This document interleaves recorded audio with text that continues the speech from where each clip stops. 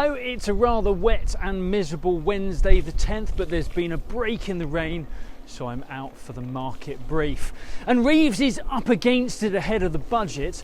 Reeves and Starmer both promise growth and prosperity, but there's little sign of that so far. Public borrowing is through the roof, and we all expect tax revenue will need to be further bolstered in the next budget. Of course, we all remember how Reeves swore off hiking income tax, national insurance or VAT, and capping borrowing for daily expenses has rather painted herself into a corner, especially where growth has been so sluggish since the election. Some say her inexperience is starting to show. Starmer's having a pretty tough week of it too.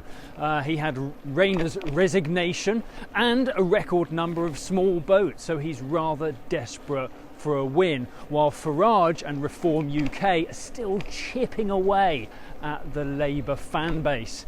The Bank of England has been selling off bonds to shrink the balance sheet, but a rate cut next week may help Reeves if growth takes priority over inflation. Cross your fingers for some good news there.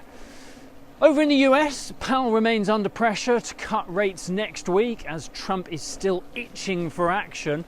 A 25 basis point rate cut looks likely, but perhaps dear old Donald is behind the recent rumours that a bold 50 basis point rate cut may be on the cards.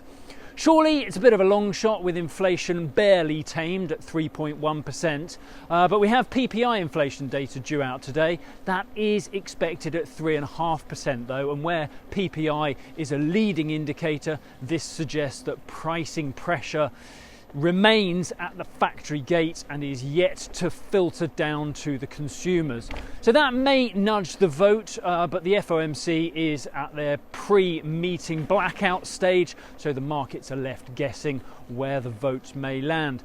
For now, today we kick off around 135.35 against the dollar, 115.60 against the euro, and euro dollar is around 117.05 on the open this morning. That's it from me. Have a great day. If you do not have a clue, then just tweet through and ask FxPlew.